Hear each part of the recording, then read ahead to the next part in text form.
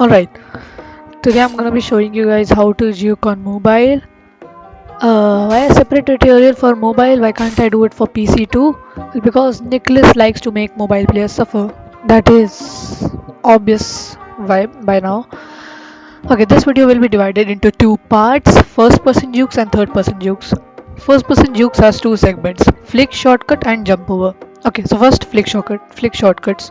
I don't know what this is called in the OP world or parkour world. I think it's a wall hop.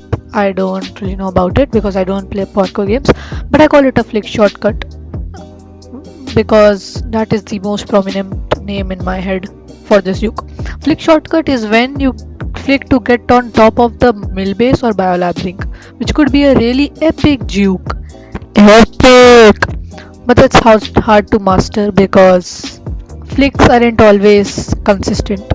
Example, here I flick to get on top of the biolab ring, but normally I won't be able to get up if I don't flick. How do I do this flick? You jump, and as soon as your torso hits the ring, you have to flick your screen left and right while holding the jump button. If you leave the jump button, it won't push you upwards. So first you need to jump, flick when your torso touches the ring, and you'll be up. Keep in mind this juke can only be done on mill base and biolab ring. That is a little sad because only two locations. Then why is this even a juke? But biolab and millbase are the most voted maps, so this juke will come in handy. Alright, okay, so the next juke is jump over. First person, second juke, jump over. What is a jump over? Jump over, as I like to call it, is when you jump over the murderer's head and dodge a stab. Dodge a stab, yes. Not a throw, a stab. Look at this clip.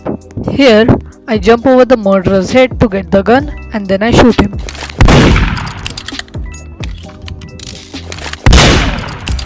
Epic! So, to do this juke, you need to jump when the murderer is near you, like when he's about to stab you. You need to jump, flick backwards, like do a 180, look backwards, and then walk away. It might sound very simple, but it isn't as simple as your timing needs to be perfect while performing this juke.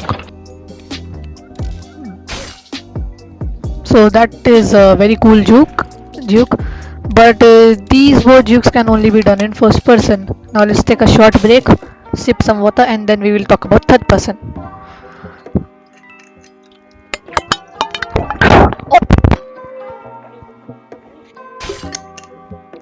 Okay, now heading to third person jukes.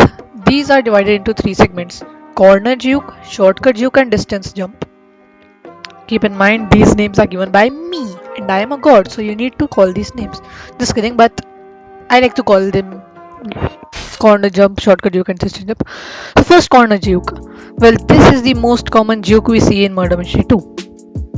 Like, I'm not even kidding, this is the most popular juke in Murder Mystery 2. Basically, you go behind a corner, you see when the murderer is coming near you, you jump over his head and walk away. Simple.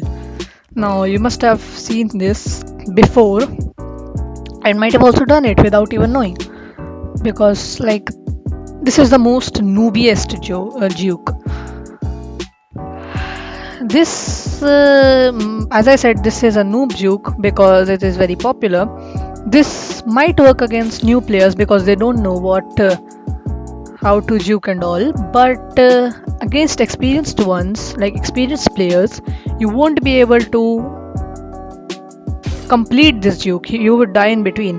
Why? Because experienced players know what this juke is, and they know that always check a corner and then go inside, go in that hallway or whatever that is.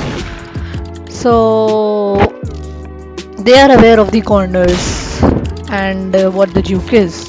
This might not work against experienced players, as I said. Okay, so the next juke is shortcut juke. Shortcut jukes are when you take a shortcut to get away from the murderer. In this clip, I took a shortcut. What is a shortcut? Well, if we first jump on the light bulb and then go to the top crane type of thingy on mill base. Now the best part about this juke is that when you do this, the murderer, instead of going to the other innocents to kill them, stands still wondering how you went up or did the shortcut. That would give you plenty of time to escape. So this is the best juke after the jump over. Literally the best.